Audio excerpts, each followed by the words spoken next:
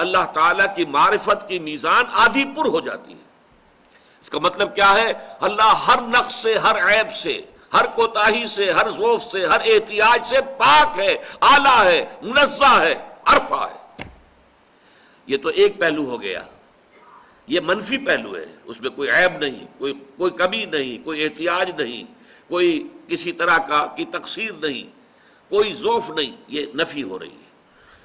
یہ سبحان اللہ، الحمدللہ، تمام کمالات، تمام محاسن اللہ کی ذات میں جمع ہے، یہ الحمد۔ التسبیح نصف المیزان والحمدللہ تملأہ۔ تو در حقیقت کل حمد اللہ کا ہے، اللہ کی ملکیت ہے، اسی کی ہونی چاہیے۔ اگر کسی اور کے لیے آپ نے اس کو ڈائریکٹ کر دیا تو در حقیقت یہ خیانت کی، یہ شرک ہے۔ الحمدللہ، یا لام پھر استحقاق کا ہے کہ تمام حمد کا مستحق جو ہے، سزاوار حقیقی وہ اللہ ہے۔ رب العالمین، اب میں نے عرض کیا تھا یہ جملہ ایک بنتا ہے، الحمدللہ، الحمد مبتدا، للہ خبر۔ اب یہ اللہ کے لیے بدل آ رہے ہیں۔ کون اللہ؟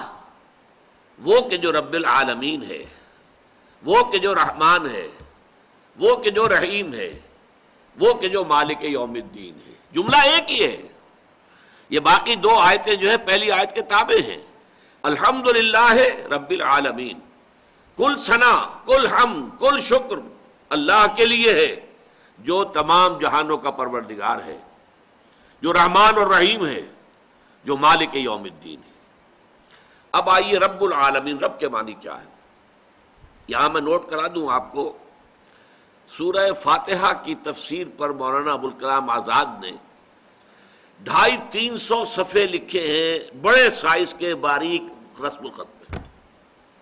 یہ ام الکتاب ہے، یہ اساس القرآن ہے، ام القرآن ہے۔ اب میں کچھ چیزیں تھوڑی سی بیان تو کروں گا، لیکن ظاہر بات ہے کہ ہمیں تو صرف اس منتخب نصاب کے حوالے سے اس کے سیلینٹ فیچرز کو سمجھنا ہے۔ رب کے دو معنی ہے، مالک اور پروردگار، پالن ہار، پرورش کنندہ، اور یہ دونوں چیزیں لازم و ملزوم ہیں۔ اگر کوئی شے آپ کی ملکیت میں، آپ چاہیں گے کہ اس کی ترقی ہو، آپ پالیں گے، پوسیں گے، مال ہے آپ کے پاس، مال بڑھے، آپ چاہیں گے کہ بڑھے، لہذا پرورش اور بڑھانا، بڑھوتری کرنا، کسی شے کو اس کے نقطۂ عروج تک پہنچانے کی کوشش کرنا، یہ ملکیت کا لازمی تقاضا ہے۔ تو رب جو ہے مالک ہے تمام جہانوں کا، نمبر ایک، اور پروردگار ہے، پالن ہار ہے۔ چنانچہ امام راغب نے جو اس کی رب کی تشریح کی، تربیت اور رب ربوبیت کیا ہے، انشاء الشیء حالا فحالا الی حد التمام، کسی شے کو ایک کے بعد دوسری کیفیات سے درجہ بدرجہ گزارتے ہوئے اس کے مقام کمال تک پہنچا دینا۔ اسی لیے ہم کہتے ہیں تربیت، ربیانی کا صغیرہ، پروردگار میرے والدین پر رحم فرما، وقل رب ارحمہما کما ربیانی صغیرہ، میرے والدین نے مجھے پالا اور پوسا، چھوٹا سا تھا، پروان چڑھایا، میری ضروریات بہم پہنچائیں، تو پروردگار اسی طرح تو ان پر رحم فرما۔ تو رب العالمین، عالمین عالم کی جمع ہے۔ عالم اور عالم میں کیا فرق ہے اس کو جان لیجئے۔ عالمہ کے معنی ہے کوئی شے جان لینا، اور علامہ حروف اصلی وہی ہے، صرف زیر اور زبر کا فرق ہے۔ علامہ جان لیا، علامہ علامت بنا دیا، نشان زدہ کر دیا، کسی شے کی پہچان مقرر کر دی۔ لہذا عالم وہ شے ہے جس کے ذریعے سے کسی کو پہچانا جائے۔ یہ کل کائنات در حقیقت اس لیے ہے کہ اللہ کو پہچانا جائے۔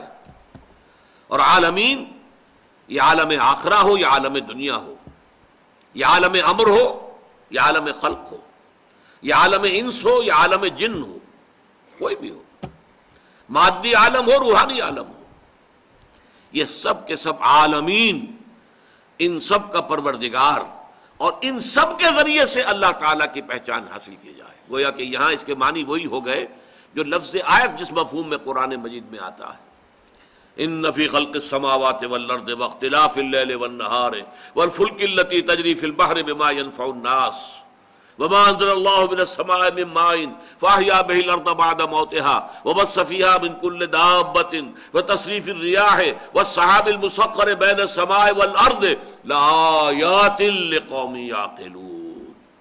آسمانوں اور زمین کی تخلیق میں، رات اور دن کے الٹ پھیر میں، اور یہ جو اللہ آسمان سے بارش برساتا ہے اس کے ذریعے سے زمین میں ہر طرح کی رویدگی پیدا کرتا ہے، اور یہ جو اللہ نے ہر طرح کے جاندار زمین میں پھیلا دیے ہیں، اور یہ جو ہواؤں کا چلنا ہے، اور یہ جو کشتی کا سمندر میں یا دریا میں چلنا ہے، اور یہ جو پھر بارش کا برسنا ہے، اور یہ جو بادلوں کے ذریعے سے، ہوا کے ذریعے سے بادل ادھر سے ادھر جاتے ہیں جو معلق ہے آسمان اور زمین کے مابین، یہ سب اللہ کی آیات ہیں. لآیات لقوم یعقلون، ان لوگوں کے لیے کہ جو عقل سے کام لیں. اسی طرح یہ تمام چیزیں عالم ہیں، علم ہے، علامت ہے اللہ کی. ان کو دیکھو، اللہ کو پہچانو. الحمدللہ رب العالمین. الرحمن الرحیم پر ہماری گفتگو ہو چکی ہے تفصیل سے، اس وقت میں اس کو دہراؤں گا نہیں. آیت بسم اللہ کے ذیل میں الرحمن الرحیم، ایک ہی مادہ رحمت سے یہ دو نام ہیں. کیوں ہیں؟ کیا مختلف آراء ہیں؟ میری رائے کیا وہ بیان کر چکا ہوں. تیسری آیت ہے مالک یوم الدین، جو جزا و سزا کے دن کا مختار مطلق ہے. اب اس ایک جملے میں، جملہ نہیں ہے یہ ترکیب اضافی ہے. مالک یوم الدین، جزا و سزا کے دن کا مالک، تو اس سے جملہ تو نہیں بنتا. یہ تو در حقیقت تابع آ رہا ہے. الحمدللہ رب العالمین، الرحمن الرحیم، مالک یوم الدین. یہ چار بدل ہیں اللہ کے، کہ اللہ تمام تعریفیں، تمام ثنا، تمام شکر، تمام حمد اللہ کی ہے، جو تمام جہانوں کا پروردگار و مالک ہے، جو رحمان ہے، جو رحیم ہے، جو جزا و سزا کے دن کا مالک ہے. پہلی بات یہ سمجھیے، دین کہتے ہیں بدلے کو. یوم الدین بدلے کا دن. اسی سے لفظ دین ہے، دین قرضے کو کہتے ہیں. ایک ہے صدقہ، خیرات، ہدیہ، تحفہ. یہ واپس نہیں آیا کرتا، نہ واپس لینے کے لیے دیا جاتا ہے. ہدیہ دے دیا بس، وہ تو اب اس کی ملکیت ہو چکی ہے، واپس نہیں آنا ہے اس کو. دین وہ ہے جو واپس آتا ہے. اسی طرح انسانی اعمال کے نتائج جو واپس آئیں گے وہ دین ہے. آج آپ جو ہے بڑی اپنے آپ کو آزاد محسوس کر رہے ہیں، جو چاہیں کریں، اما شاکرم و اما کفورا. آپ اللہ کے شکر گزار بندے بن کر رہیں یا ناشکرے بن کر رہیں، آپ کو آزادی ہے.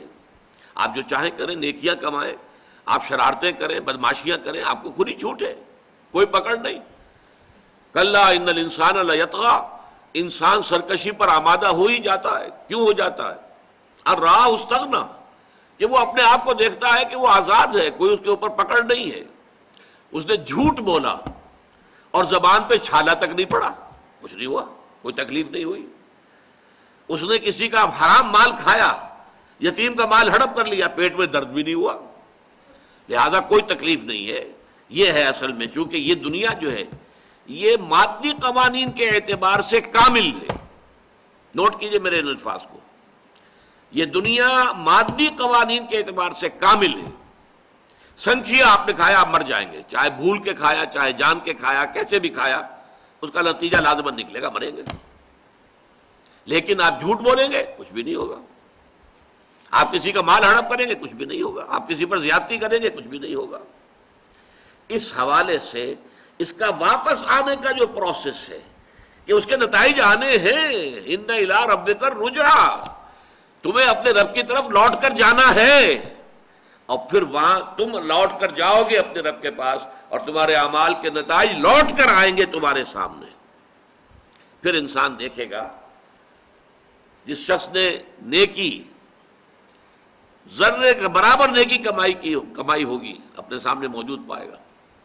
مثقال ذرۃ خیرا یرہ ومن یعمل مثقال ذرۃ شرا یرہ.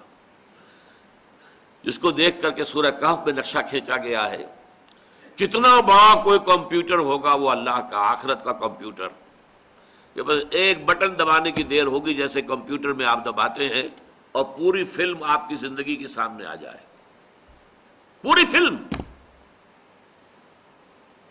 اب کون جھٹلائے گا اسے؟ اس کتاب، اس اعمال نامے کے بارے میں انسان چیخے گا، ما لهذا الکتاب لا یغادر صغیرۃ ولا کبیرۃ الا